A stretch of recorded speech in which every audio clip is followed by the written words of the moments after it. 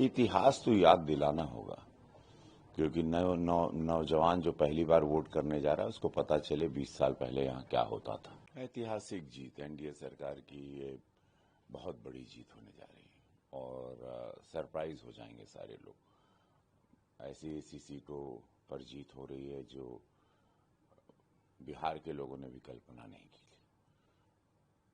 बहुत बड़ी लहर है और इसका पूरा श्रेय यशस्वी प्रधानमंत्री मोदी जी को और नीतीश कुमार जी की छवि, उनकी कार्यशैली को जाता है। योजनाओं का विकास, ये विकास की जीत होगी। बिहार अपनी अस्मिता, अपने सम्मान के लिए वोट कर रहा है। माताएं बहनें अपने जीवन में एक रोजगार के लिए 10,000 रुपये जो खाते में, 1 करोड़ जो सरकारी नौकरियां मिलेंगी, 1 करोड़ लखपति दीदी, तो ये सारी चीजें, सारी योजनाएं एक बहुत भव्य रूप और स्वरूप ले रही हैं।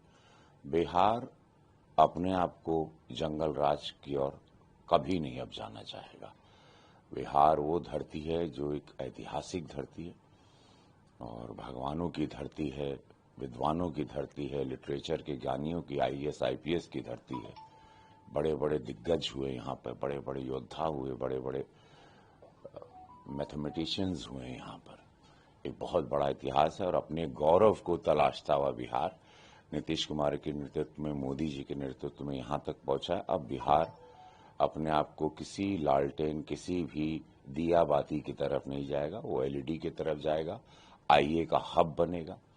जो सिलिकॉन वैली में हमारे बिहारी बच्चे दूसरे देशों को फायदा देते हैं, अब हमारे बच्चे यहीं ट्रेंड होंगे और यहाँ से अब मुझे लगता है बिहार जो मुझे दिखाई दे रहा है एक ऐसी बड़ी छलांग लगाने वाला है कि पूरे देश को गर्व होगा इस राज्य में। जिस तरीके से सर बयान सुनने में आ रही कांग्रेस की तरफ से कट्टा को लेकर, प्रधानमंत्री के संपत्ति को लेकर बहुत तरह तरह के आरजेडी के समर्थकों की बातें आ रही है, रंगदार बनने के। इतिहास तो याद दिलाना होगा, क्योंकि नौजवान जो पहली बार वोट करने जा रहा है उसको पता चले 20 साल पहले यहाँ क्या होता था।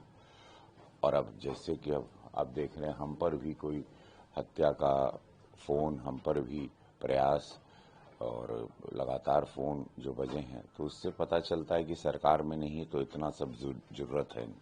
ये मानसिकता क्या है? ये एक डरावनी, एक समाज को भयभीत करने वाली मानसिकता को कभी सरकार में नहीं आना चाहिए। जो भी समाज को डराए, ऐसे लोगों का अब इस मोदी युग में ऐसे लोगों की कोई जगह नहीं। मोदी जी ने इस देश की दिशा, मानसिकता और एक दशा बदली है। जिस तरीके से लगातार हमले देखे जा रहे हैं सर, क्या बोलिएगा? मैं कह रहा हूं कि अभी सरकार में नहीं है तो इतनी इनका मन बढ़ी है।